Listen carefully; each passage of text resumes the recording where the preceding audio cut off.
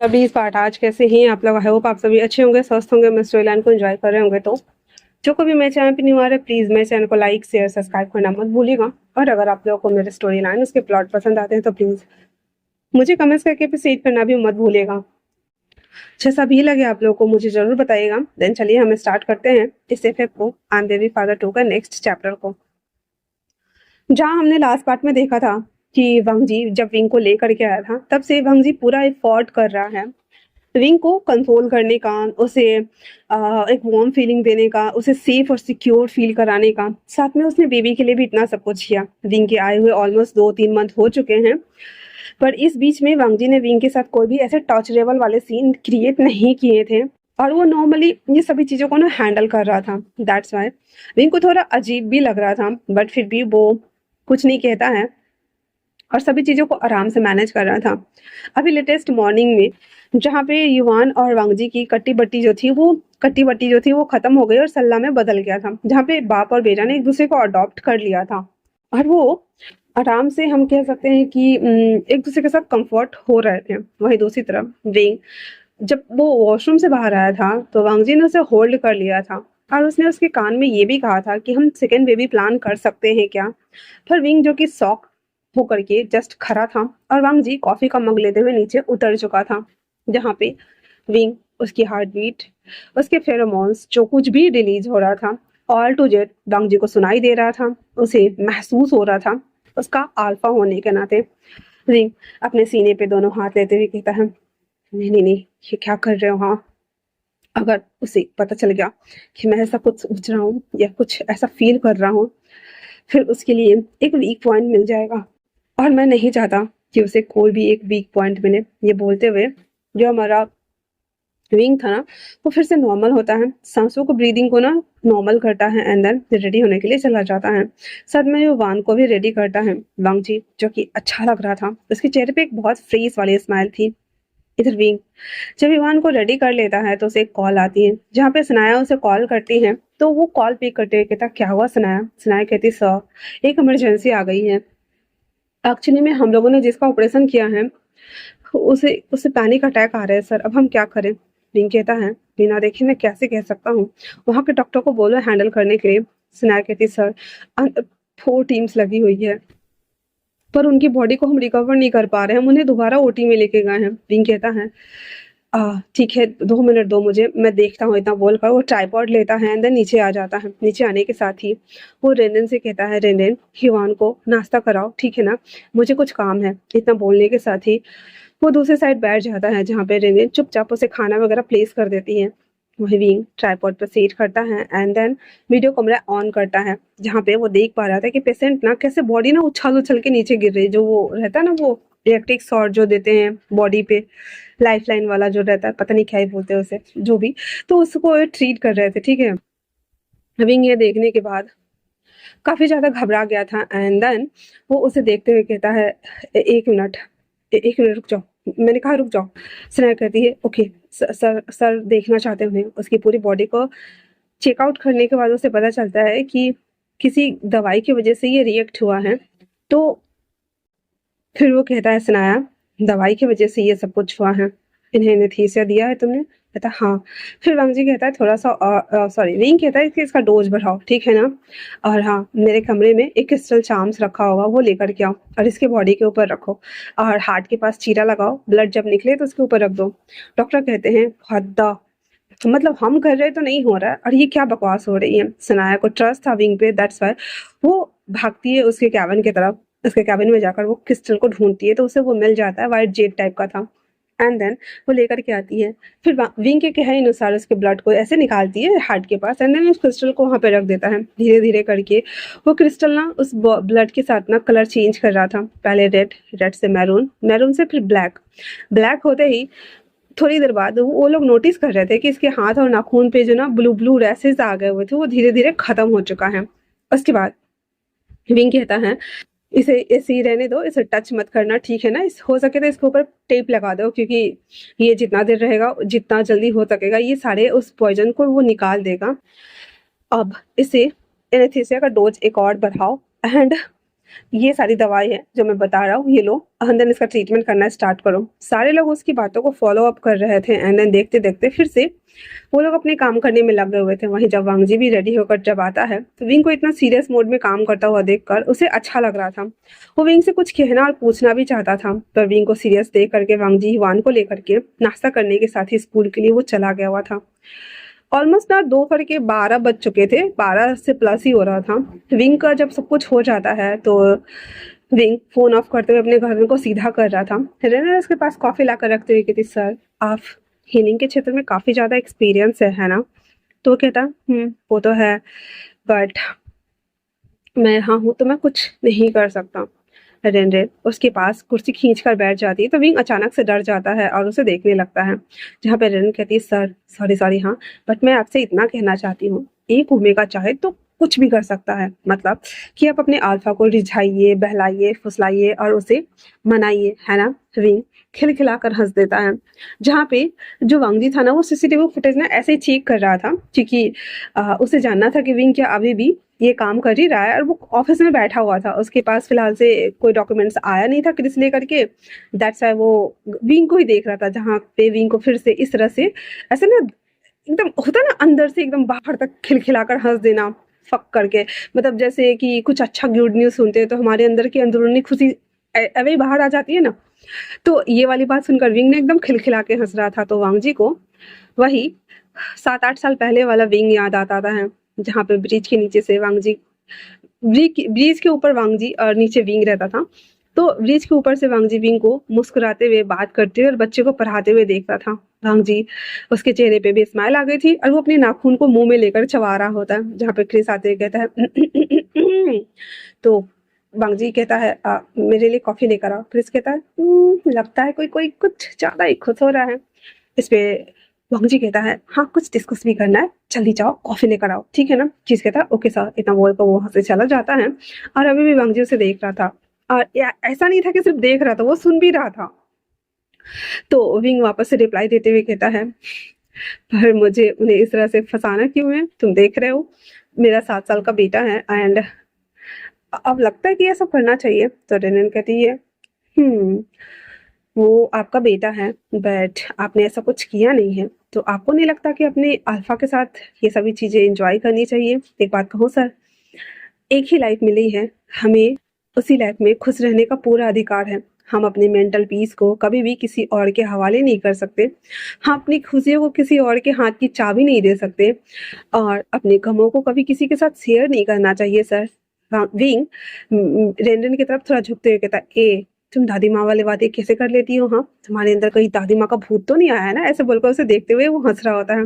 जहाँ पर रेंडन अपवर्ड से होते हुए कहती है, एक्चुअली में सर मेरे मम्मी पापा एक दूसरे से बहुत प्यार करते थे और मैं उनकी लव स्टोरी देख के पक जाती थी।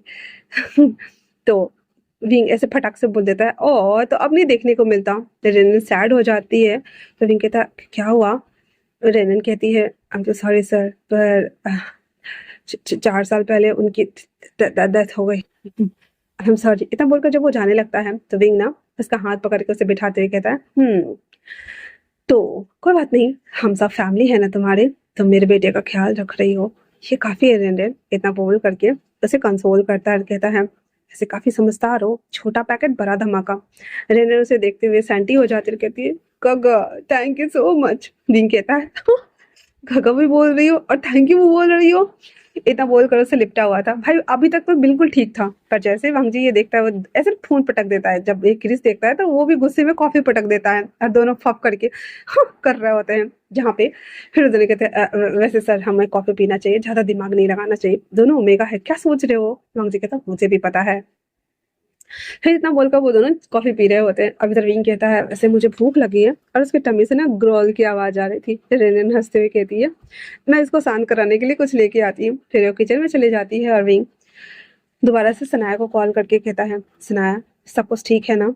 सनाया कहती है, सर आप क्यों चले गए सर, मेरी परेशानी बढ़ गई है। विंग कहता है, जब तक इमरजेंसी ना हो प्लीज कॉल मत करो सनाया, मैं नहीं चाहता कि यंग मास्टर तुम्हें परेशान करे या तुम्हें पनिश करे सनाया, मैं बिल्कुल भी नहीं चाहता। प्लीज जब तक जरूरी ना हो प्लीज कॉल मत करना।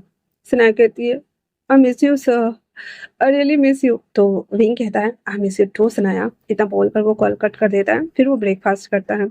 ब्रेकफास्ट कर लेने के बाद वो वापस से कुछ मैगजीन्स वगैरह लेके पढ़ रहा था, क्योंकि उसके पास कोई काम था नहीं करने के लिए। दैट्स वाई बोर हो रहा था तो टीवी चला ले रहा था, फिर रेनेन से थोड़ा सा बातें कर ले रहा था, बस यही सब कर रहा था। वहीं दूसरी तरफ वांग जी क्रिस से कहता है तुम्हें क्या लगता है मैं विंग को खुद का क्लिनिक खोल के दे दूं? ये इतना सुनना हुआ ही था। तो क्रिस कहता है सर आइडिया बुरा नहीं है, पर अभी नहीं देना चाहिए। तो क्रिस कहता है, वांग जी कहता है वो क्यों? क्रिस कहता है सर देखिए, एक हाथ मारता टेबल पे, वो होता है ना ऐसे झुक के बताना चाहते हैं। तो वांग जी घूर कर देखता है तो क्रिस भी लग सॉरी सॉरी सर, एक्चुअली में आप शॉर्ट टेम्पर है। वांग जी का पारा फ्रॉन हो रहा था एकदम, एंड देन उसको आईब्रो चढ़ रही थी।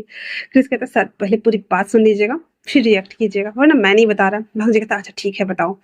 फिर क्रिस कहता है तो आप शॉर्ट टेम्पर हैं, आप विंग सर को ओमेगाज के साथ नहीं देख पाते हो, बीटा के साथ में नहीं देख पाते हो, सोचो अगर अल्फा के साथ में देखा तो क्या ही करोगे? आप तो उस अल्फा की चटनी बना के खा जाओगे। और वो एक डॉक्टर है, वो टच करेंगे, बातें करेंगे, उसका सेशन लेंगे और अपने तरीके से जैसे भी हो इलाज करेंगे। आफ्टर ऑल वो मॉर्टोंग के 18 शिष्यों में से एक है सर, 18 शिष्य।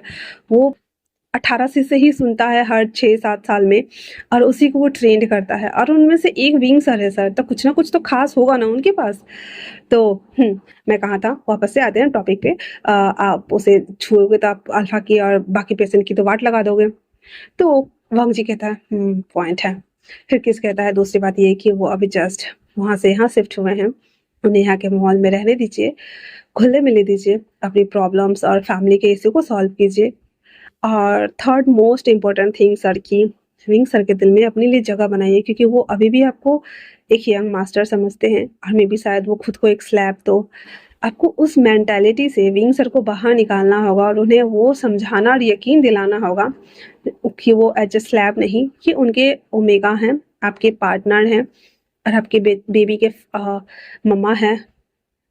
तो वांग जी कहता है ऑफ कोर्स वो बेबी की मम्मा है और मैं बेबी का पापा हूँ, आई एम फादर। तो क्रिस कहता है yes sir, I know sir, very well sir, sir. फिर वांग जी कहता है सही कह रहे हो, तो मुझे जल्दी नहीं करनी चाहिए, पर वो बीच बीच में जो सेशंस लेता है उसका क्या? इतना सुनना हुआ ही था। तो कहता है आह सर उन्हें लेने दीजिए ना, इतने बड़े डॉक्टर है वो सर, वो बैठ के बोर नहीं हो जाएंगे? तो वो कहता ये भी सही है, कोई बात नहीं। वो दोनों कन्वर्सेशन कर ही रहे होते हैं कि जो वांगजी का सेक्रेटरी था वो आकर कहते सर एक्चुअली में कोई आपसे मिलना चाहता है। इतना सुनना हुआ ही था। तो कहता कौन है? फिर उस शख्स का नाम सुनते ही वांगजी तो पहले फ्रून हो गया था, और किस कहता सर अंदर ले आओ। कहता लेके आओ। फिर किस जाता है उसे लेकर आता है। तो वो उसे जब लेकर आता है तो ये वही बंदा था जो नाइट को पार्टी में मिला था, जिसे देखने के बाद वांग जी का तो मुंह बन गया था, पर फिर भी उससे आकर हैंड शेक करता है, एंड देन उसे बिठाता है। क्रिस कॉफी लाने चला जाता है। तो जो इसी वो पार्टी में था ना, मैं भूल गई नाम, जापानी नाम था वो, ठीक है। तो वो जो उसे बात करता है कि एक्चुअली में मेरे मास्टर आपकी ओमेगा से मिलना चाहते हैं। वांग जी अपने दोनों हाथों को ऐसे ना पेशेंसफुली पकड़े हुए था, नहीं गुस्सा नहीं करना है, सुनना है आराम से। फिर वांग जी कहता है क्वेश्चनिंग भरी निगाहों के साथ में क्यों? वो कहता है एक्चुअली में मिस्टर जाओवे बहुत बड़े हीलर है, और हमारे मास्टर्स चाहते हैं कि ये उनका ट्रीटमेंट करे। तो वांग जी कहता है पर मैं ऐसा नहीं चाहता, मेरा ओमेगा किसी को ट्रीट नहीं करेगा। वो कहता है एक्चुअली में मेरे मास्टर ने उनसे एक सेशन लिया है, उनसे काफ़ी बेहतर आराम मिल रहा है। वांग जी कहता है और वो कैसे? तो कहता है फ़ोन से। एक्चुअली में मैं उनके लिए टैब भी लाया हूँ। वांग जी उस टैब को देखता है, देन कहता है और ये क्यों? तो वो ना वांग जी पे ना ऐसे तंज कसते हुए कहता है क्योंकि मुझे पता चला है कि उसका अल्फा उसे टैब भी नहीं देता, लैपटॉप भी नहीं देता, तो हमने सोचा छोटा सा गिफ्ट ही कर दे। वांग जी उसे देखता है, देन बड़े स्टाइल वे में अपने ऊपर पैर रख देता और कहता है पहली बात तो ये कि मैंने अपनी उम्मीदों को बस परमिशन दिया है कि वो थोड़ी बहुत हीलिंग कर ले, मैंने ये नहीं कहा है उसे कि वो किसी को ट्रीट करे। दूसरी बात ये कि मैंने उसे जानबूझकर लैपटॉप या टैब नहीं दिया है, क्योंकि मैं चाहता हूँ मेरा ओमेगा पूरा फुल टाइम फोकस्ड उसे मेरे ऊपर होना चाहिए, ना कि किसी और के ऊपर। और तीसरी बात ये कि आपके मास्टर जो भी हैं, मेरा ओमेगा उसका इलाज नहीं करेगा। अब वो जापानी समझ गया था, एंड वो लैपटॉप उठाते हुए कहता है मैं चलता हूँ, पर याद रखिएगा कुछ भी ऐसा वैसा अगर होता है तो प्लीज़ हमें ब्लेम मत कीजिएगा, हमारे ऑफर को ठुकराना नहीं चाहिए था। इतना बोल वो सीधे ग्रीड करता हुआ वहां से चला जाता है। पंग जी को तो कुछ सेकंड समझ ही नहीं आया कि ये क्या बोल के गया। क्रिस जब जाते हुए उसे देखता है तो वो कॉफी लेके रखते हैं और कहता सर वो अचानक से सब क्यों चले गए। फिर वंग जी उसी बात को दोहरा करके क्रिस को बताता है। क्रिस कहता है सर वो तो खुलेआम धमकी देके गया है, अगर ऐसा हुआ तो। वंग जी कहता है तुम जानते हो मैं कौन हूँ, हम लीगल और इलीगल दोनों तरीके से काम करते हैं, फिर डरने वाली क्या बात है। तो क्रिस कहता सर ये बात हमें पता है और आपको पता है, पर बाकी लोगों की नज़र में आप अच्छे हैं ना। कहता है तो क्या फ़र्क पड़ता है, क्या फ़र्क पड़ता है। वैसे भी अगर मैं अपनी ओमेगा के ऊपर कुछ रिस्ट्रिक्शन लगा रहा हूँ तो कुछ सोच कर ही लगा रहा हूँ ना। कहता है हाँ सर, जैसा कि हमने खुद तय किया था कि सर को अभी थोड़ा सा घुलने मिलने देते इस माहौल में, जब वो एडजस्ट कर जाएंगे तब उनके लिए सब कुछ अवेलेबल हो जाएगा। फिर वो कहता है और टैब के बारे में क्या सोचा है। मंग जी कहता है हाँ याद आया, टैब मंगाओ, क्योंकि सच में वो फ़ोन से बातें करता है और उसके फ़ोन डेड हो जाते हैं। तो और अच्छा एक पावर बैंक भी। तो इतना सुनना हुआ तो कहता सर मैं अरेंज कर दूंगा, बट फिर भी उसकी बातों को सीरियसली लेना चाहिए। पंकजी कहता है हाँ फॉरगेट इट, छोड़ो भी, इतना बोल करके और वो वापस से अपने काम में लग जाता है। हालांकि वंगजी थोड़ा सा परेशान तो हुआ था, पर फिर भी मेरे तरह ढीठ बनता है वो भी, चुपचाप से अपने काम में जाके लग गया था। जब जो होगा देखा जाएगा, पहले से टेंशन क्यों पालने का, ये सोच करके। तो वो काम कर रहा होता है। शाम के टाइम पे उसे याद आता है कि उसे युवान के लिए केक भी लेना है। रास्ते में वो बेकरी शॉप पे रुकता है खुद। वो युवान के लिए केक लेकर जब जा रहा होता है, अचानक से वो कार में मतलब हम कह सकते हैं कि जैसे कार को साइड पार्किंग में लगाया, ठीक बैक बेकरी शॉप से जैसे बाहर निकलता और कह सकते हैं कि 10 कदम पीछे होगा, वैसे ही ना एक टक्कर आती है, मतलब एक कार आता है उसे ठोक देता है और वांगजी के कार ने ऐसे टीटी टीटी बजना स्टार्ट हो जाता है, क्योंकि वो इमरजेंसी अलार्म लगा रहता है ना सब में, सिक्योरिटी वाला, वो बजना स्टार्ट हो जाता है। वांगजी और किस दोनों वहाँ पे बर्फ बन के जमे हुए थे। ड्राइवर उसी कार में था, अचानक से टक्कर लगने की वजह से उसके सर में ना चोट लग जाता है। फिर कुछ सेकंड ऐसे ही रहता है, सब अफरा तफरी मच जाती है एंड देन फिर केस था वो जल्दी जल्दी से आनन फानन में एम्बुलेंस बुलवाता है और ड्राइवर को शिफ्ट करता है। कार की हालत देखता है, पीछे से उसका अस्थि पंजर मज्जा ढीला कर दिया था उस कार वाले ने। और जो कार जो ठोका था ना वो ड्रंक एंड था, मतलब कि जिस पर्सन ने उस कार को ठोक दिया था वो ड्रंक एंड हालत में था। तो उसे पुलिस से अरेस्ट करवा दिया जाता है और सब कुछ सीसीटीवी फुटेज में कैप्चर था, दैट्स वाई। फिर बाद में क्रिस अपने कार को बुलवाता है और उसी कार से वो मेंशन आता है। वो जब रास्ते में आ ही रहे होते हैं तो क्रिस कहता है सर ये मामूली नहीं। वांगजी कहता शट अप, अच्छा शट अप क्रिस, अगर वो ऐसा कुछ कर सकता है तो वो घर तक भी आ सकता है, सिक्योरिटी बढ़ाओ, दैट्स इट। और हाँ ये बात विंग तक नहीं जानी चाहिए, इससे हम खुद निपट लेंगे। और रहा उस बंदे की बात तो उसे उठाओ, इतना बोलना हुआ था। वो कहता ठीक है सर। उसके बाद वो जब घर आता है तो वांगजी एकदम बदला हुआ पर्सन था। बाहर तो वो रावण बन के घूमता ही रहता था, घर में आ गया सुधर गया वो, मतलब वो ब्लैक फ्लैग से ना अब ग्रीन फ्लैग में आ चुका है, ठीक है। आते ही वो आवाज लगाता है युवान युवान युवान, जो कि रेनन के साथ पढ़ रहा था। वो भागकर उसके पास जाता है पर अभी भी कुछ नहीं बोलता और सीधे कहता है डैड। वांगजी अपने बेटे को अच्छे से जानता था कि वो उसी की तरह बहुत कम बात करता है। दरअसल उसे गोद में लेते हुए कहता है ये देखो, ये मैंने आपके लिए ये केक लाया। हिवान उसे देख रहा था और उसे बिठा करके वांगजी उसे खोलता है और अपने हाथों से उसे स्कूप से ऐसे कट करके खिला रहा होता है। जहाँ पे विंग किचन सेक्शन से जब बाहर आता है, उन दोनों को ऐसे कॉम्बाइन बैठ करके मस्ट होते हुए केक खाते हुए देख करके, जहाँ पे वांगजी ने इसके नोच पे लगा दिया था, गाल पे लगा दिया था, तो विंग को ना काफी अच्छा लग रहा होता है, बहुत ज्यादा ही अच्छा। एंड देन उसके फोन पे ना एक फिर से अननोन नंबर का कॉल आ रहा था। तो विंग वांगजी को देखने की वजह से फोन उठाता ही नहीं है और स्पैम नोट्स को ऑन कर देता है, जिससे कि स्पैम मतलब नंबर्स वाले कॉल्स ना आए, दैट्स वाई। वो कॉल को फिर फ़ोन को ना अपने पॉकेट में डाल लेता है और उसके पास आते हुए टिश्यू दोनों को बढ़ाते हुए कहता है ये क्या है, कपड़े पे कितने सारे दाग लग गए हैं, धुलने में मेहनत भी लगती है, ऐसे ही हो जाता है। तो वांगजी युवान को और 2-4 बार लगाते हुए कहता है कोई बात नहीं, मैं बड़े वाली मशीन ला दूंगा, फिर उसमें धुलना, तुम्हारे हाथ गंदे नहीं होंगे पिंक। इतना बोल वांगजी उठता है और वो केक उसके नोच पे लगा के उसके हाथ को पकड़ते हुए कहता है अब तो मैं और भी लगाऊंगा। इतना बोलकर उसके नेक पे, शर्ट पे, टी शर्ट पे, सब पे वांगजी घस देता है पूरा केक को, लो खा लो ऐसे ही। तो और ये सब देख करके ना युवान को अच्छा लग रहा था। जो एक परसेप्शन बना हुआ था युवान के माइंड में कि पापा ने मम्मा को शायद बहुत ज़्यादा बुली किया है, दैट्स वाई मम्मा पापा को छोड़ करके वो मुझे लेकर के यहाँ पे रह रहे हैं। पर धीरे धीरे वो परसेप्शन ना युवान का खत्म हो रहा था और वो रियलिटी देख पा रहा था कि उसके पापा मम्मा को चाहते हैं और मम्मा ढीले ढीले पड़ रही है। तो युवान ना बस देख करके फिर मुस्कुरा देता है एंड देन वो खड़ा हो जाता है एंड देन कहता है मुझे कोई लगाने नहीं दे रहा है, मुझे भी लगाना है। ये सुनकर वांग जी उसे देखता है जहाँ पे विंग की हंसी निकल जाती है और ये वही हंसी थी जो कि थोड़ी देर पहले आई मीन की दोपहर में वांग जी ने विंग के चेहरे पे देखी थी, जिसे देख करके वांग जी उसके हाथों को छोड़ देता है। उसको दिल को सुकून मिल रहा था, उसे राहत मिल रहा था जिसका कोई अंदाजा नहीं था, ना ही विंग को और ना ही वांग जी को। वो कहता है सही कहा, इतना बोलकर विवान को गोद में उठाता है। देन विंग कहता है नो नहीं बिल्कुल भी नहीं। वहीं दूसरी तरफ कोई शख्स था जो कि वांग जी के लिए कुछ प्लॉटिंग्स कर रहा था और ये सब सुनने के बाद वो ईविल स्माइल करते हुए कहता है ऐसे कैसे नहीं मानेगा वो अल्फा, उसे तो मानना ही होगा। ये बोलते हुए वो और उसके साथ खड़ा बंदा हंस रहा होता है। तो आज के लिए इतना ही। कैसा लगा आप लोगों को मुझे कमेंट्स करके जरूर बताना। तो मिलते हैं नए शॉर्ट में, सॉरी फैन फिक्शन में।